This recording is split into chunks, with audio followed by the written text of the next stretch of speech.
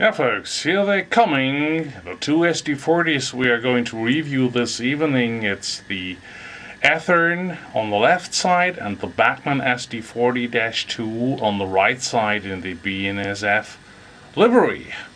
Let's have a closer look around those two locos. Here they are side by side. The Montana Rail-Link SD40 number 250 is the Athearn ready-to-roll locomotive from the newest edition, and the one following is the standard Bachmann SD40. You see, the handrails are pretty nice at both of these locomotives. It's nice that Athearn just features those sunshades, which are just missing at the model from Bachmann. The trucks are nicely done. The details on the tank and the emergency cutoff for the fuel tank is lovely just done here on this loco. You see, and both are just equipped with dynamic brakes. What is brilliantly done on the Athearn loco is definitively look at the fans.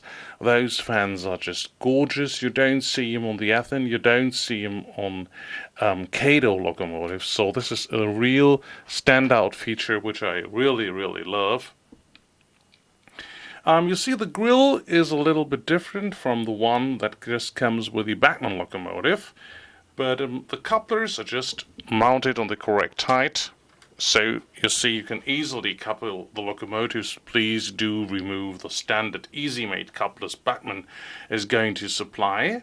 As you see in the comparison, the handrails are nicely done on both of the locomotives. The Bachmann loco is equipped with an additional snowplow, which is not part of the standard version. Bachmann is missing the sunshades, but it's very easy to attach those. But Bachmann has, and this is a lovely feature, a nice builder's plate from EMD, which you don't find on the Athearn loco. Both have those 12 handrail stanchions, and just you see the brake, the tank with a tank for the compressed air. And you see, this is the way Bachmann is supplying the fans. It's okay, but you don't see any fan blades, and both of these locos need weathering. But if you do it, it's probably a little bit better. But anyway, the fans from the Athearn loco are much better. This is the Bachmann truck with all the details, with brake cylinders, with a shock absorber. Okay, what is missing at both of the locomotive is a connecting line for the two brake cylinders. That could be easily done with a little brass rod. Just compare it with the Athearn locomotive. We just go around with the camera and see what's going on. So this is the look at the Athearn truck. It is nearly the same. You get here the options for lifting the locomotive. This is nicely done. The next thing we're just going to review is we just check the front of the locos. Yeah, life is a box of chocolate. You never know what you get. Athearn is equipping its locos with mew hoses and a brake line. This is something Bachmann does not. That is here additionally supplied with some details west part. You see the front handrails are nicely done. What is lovely with the Bachmann loco is having wonderful, very nicely windshield wipers. They really match the prototype. The windows are flush mounted. You have already flush mounted windows here at the MRL at the Athearn locomotive, but there are no windscreen wipers. Therefore you get some very lovely grab irons made from plastic and readily applied, so no problem. The light shades are great. The measurements of the two driver's compartments of the cabins are just the same. Just the small details, the crackerjack antenna for the radio communication is just readily applied. The horn is just in the middle of the loco. At the BNSF loco, it's it's cap mounted. I just applied a separate climate control system, but this is all very small details. It's lovely how Bachmann has painted the loco with the Heritage 1 scheme and the silver just covering all the former front lights. What is already true and meeting the prototype is the really flat kind of steel here at the two front porches. That is correctly done. I checked this with the internet, and the road numbers are correct. Even the 1692 from BNSF is now wearing the swoosh logo, but it's an existing locomotive that is still on the BNSF roster. So folks, this is the SD40-2 from Athearn. As you can see, it's an old friend of us. It's the centralized motor with the big brushes outside the motor housing, and which just speeds up the exchange of the brushes. It's two large flywheels. This is the PCB board where everything is just integrated. There you see the 8-pin plug for the decoder. This is for the 9-pin decoder, and it's a very it's just attached to the shell, because I'm just integrating here, as you just can see, some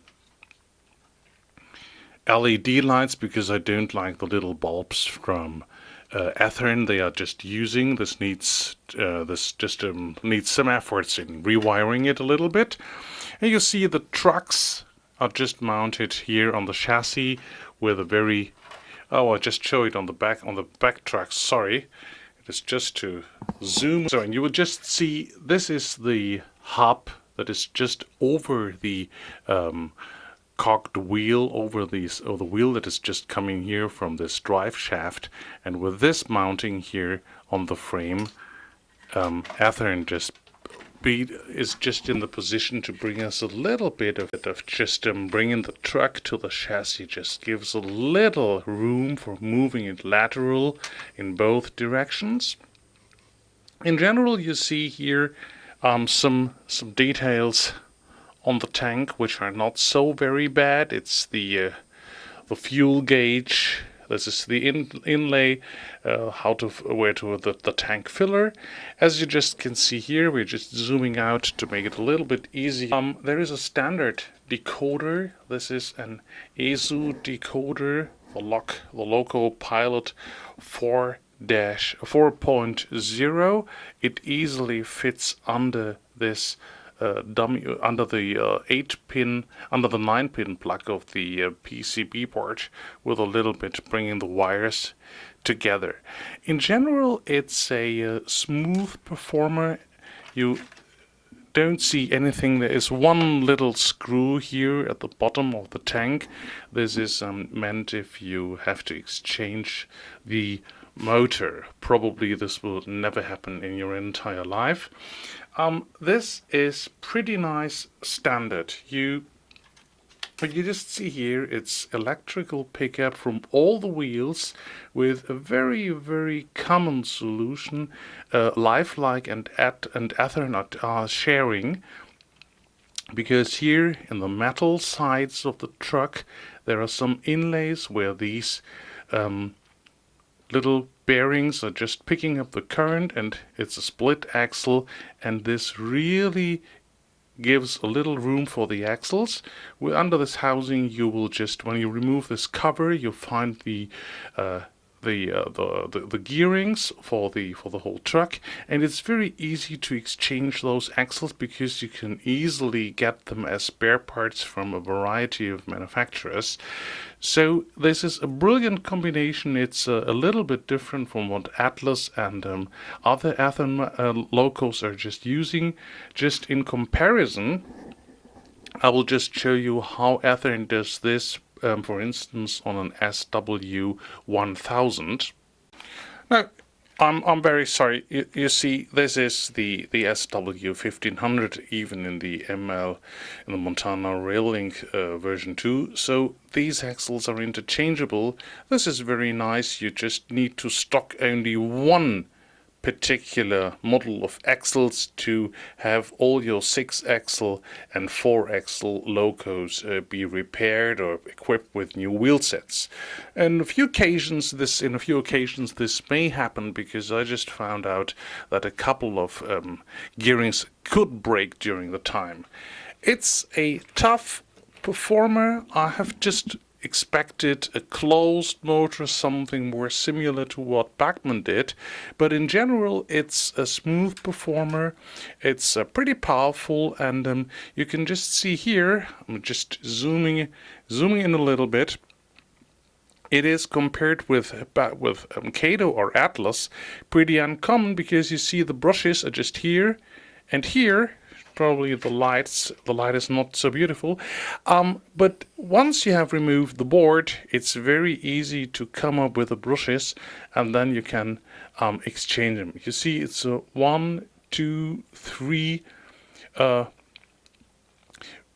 pole motor with a big wiring, with a big spool in it, so it's pretty powerful. And even here in this DCC mode, you would never have any problems in just override this engine, as far as I know. Alrighty. This is the totally different appearance of the Bachmann SD40 chassis. It's a big Zamac casting here.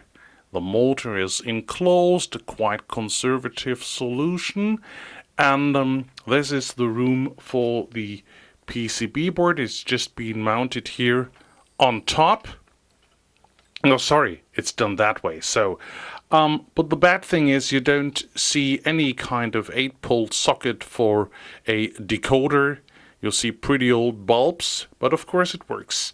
Now we're just coming to the biggest difference. Once you just remove here a screw and there another one, you can lift up the upper part of the chassis. And doing this, you climb inside the Bachmann drivetrain. This drivetrain is quite lovely done, especially if you just look at the price of the Loco. You see the motor, now it just has 2 small flywheels. The motor is here attached to the chassis with rubber bearings, so there are no vibrations. Here you see the big drive shafts. Everything is totally enclosed. The motor is okay. It's no precision machined wonderful part as they use in comparison with their Genesis line, where we're finding Bühler motors. So once you just turn it over, you have to close, let us just call the lid. And for those of you who are able to do a little soldering, then you can just connect your decoder. The biggest thing in all is the difference here is how Bachmann is bringing the trucks to the chassis. They are just moving quite 3-dimensional, because there's only one screw just holding the trucks to the chassis. So you can easily work on it. And once you just remove the screw, you can exchange the truck. You can just work on the upper parts of the Loco, and you don't have any problems. The truck is a little bit different from Athearn, because they do have small electrical pickups here and here that just pick up the current from the inside of the wheels, which is not the baddest solution. It's pretty more popular with European locomotives instead of American locomotives that normally pick up the currency even here, the current with the tips of the axles, or with the little construction you've seen before on the Athearn thing. So, but it really works now. Bachmann has redeveloped their trucks, and now it's a 6-wheel pickup, electric pickup. So it's a perfect runner. It's pretty heavy. Down here on the bottom of the tank, you see the 2 screws that just hold the shell to the body, to the chassis, sorry. And you see, if you just look inside the chassis, you see once you remove the shell, the coupler just remains constantly on the locomotive. You just see here the little lightning guide that just brings up the lightning from the bulbs. I'm going to exchange the bulbs into LEDs too. The bad thing on this is I will just zoom a little bit out to show you one problem you have to face once you just work on the Loco. The light is just being placed here, and it just brings the light to the number boards and the front lamps, so this is not a problem, but you do need to just bring a little bit something that just concentrates the flow of light just here through this little piece of plastic. Otherwise, the whole inside of the cap is being lit, and this is something you probably don't want. The general information, the general construction of the locomotive is robust. It would be nice if Bachmann would just close the gap between the outer parts of the frame of the trucks.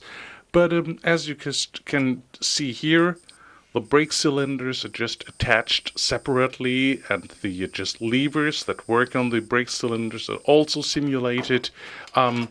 Another hint for the Bachmann Loco is once you just have made the decision to integrate a decoder, you can do it. What you have to, obviously you have to remove this flimsy board because it doesn't give you any sincere information about where to place a decoder. If you just have a voltage meter that allows you to control the flow of current, you may use it for rewiring the lights, but in general it doesn't make any sense. So if you just have at least the simple thing about the decoder is you can just either integrate it here in the center of the upper part, or you just can integrate it here because there's a little gap where the cap is mounted. If you need to integrate a loudspeaker for a sound-equipped loco, definitely you have to do some milling in the back part of the locomotive. That will just cause you some trouble. It is just easy to be removed, but the material, like any other material compared with Atlas or Kato, is pretty difficult to mill because it's just a greasy thing. One of your hobby shops or one of your guys and colleagues in the clubs will probably help you, but this is the only chance you have. You have to remove a lot of material, but you have to be very cautious because here on the back part you definitely need to have material left, because here is the screw which just connects the truck to the chassis, and you don't have to mill in this area. This is just a little tip for the sound freaks under my video watchers. What you see here is two snowplows. The black one is supplied with the Athearn Loco, and the gray one is a spare part I just bought from a spare parts dealer. I think it's an Atlas spare part. You see, there is no real place to put the new houses through, so this is much better with this snowplow, and I will just show you just on a small detail that this is the better one. Just paint it black, remove the two little pops on the background that probably fit the Atlas holes, but they don't fit the Athearn holes. And so you see, this is the more prototype version. It has not been glued into position because it needs to be painted, but the outlets for the new houses here, the little grab irons where the engineers just can grab their hands off while uncoupling and pulling the couple lever bar, it's much better. It's okay, and as you can see, there's nearly no real small lettering on the Loco. There's a small front piece, and it just is like MRL does it really in a prototype. You just see the type of locomotive, but in general it's well, the builder's plate is missing, but therefore you see just on the other side the tank is nicely done. The piping and the glasses and everything just meets the prototype. So this is a little bit more detail like on the Bachmann locomotive. We're just bringing these locos together and figuring out what is the weight of these two pullers. As you can see, it's 514 gram. It's 0.5 kilogram for the Bachmann loco. And we're now exchanging and triggering out what is with the MRL from Athearn. It's 486, so it's about 40 grams less weight. Well, this could be 2 or 3 cars anyway. Both of these locos are pretty strong pullers. I have not made any measures about how many cars they are just pulling here on the road. One nice thing I just can show you here is that the sliding windows on both the engineers and the conductor's side, it is a neat feature which you probably would like to operate on your layout, or if you just take specific photos on a diorama or so. In this particular case, it just could be nicely done. Both of the locos are just missing any internal details like seats, like the operation stand, or anything else. This is something you would just see on an Atlas loco, or probably on obviously on the Intermountain loco. But in general, both pullers are pretty strong machines. They are just ready for everyday use. And the recommendation, after reviewing what is under the lovely cover, what is under the shell, the recommendation is a little bit hard. I think it's about 50 or 60 bucks for the Bachmann, depending on the dealers. It's 70 to 90 or 80 bucks only for the Athearn. So the Bachmann is the little bit cheaper one. Both of these locomotives have just been sold in different color codes, liveries. So I just like the Wheeling and Lake Erie from Bachmann, but Athearn obviously just features some more interesting liveries, even some lease companies and so on. Both are just ready to use right out of the box.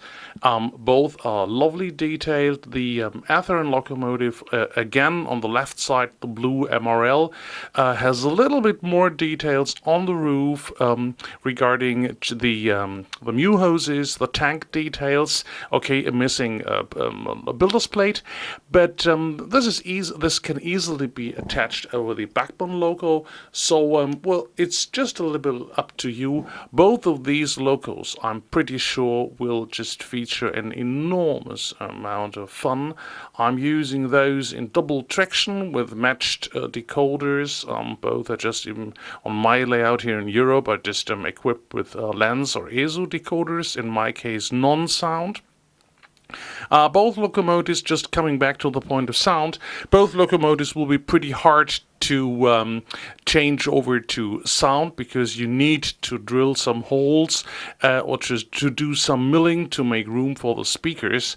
But right out of the box, they are smooth and great performance. As you have just seen, I will just demonstrate it again. In the foreground, there's the Athearn model equipped with an ESO Loco Pilot 4.0 with no alteration and the serious speed curve. So this is the way you can just start the engine, and it just accelerates pretty smoothly. There's a very small little sound from the motor coming. And now the comparison with the Bachmann loco. It is equipped with a lens decoder with a 10231, the standard loco decoder with non-sound, and only one additional function. So it's also a lovely loco. Both have F3, bringing a switch gear, so the loco is just a little bit slower. You can see this when just pressing the button. Now you see this is the standard speed, and now you press the F3 button, then you just have to crawl along the tracks, and this is pretty much the way I'm using these Locos, because they just switch cars around. They have to operate with transfers, and I just like to have those Locos run in a pretty slow mode. Anyway, they just can go pretty fast, and it's lovely to see them just with a longer train. And we're just at the end of our little review. So both of these locomotives are lovely strong pullers made for everyday use on your layout. And of course now they are just saying goodbye, because duty is calling. And I would just thank everybody just watching the video.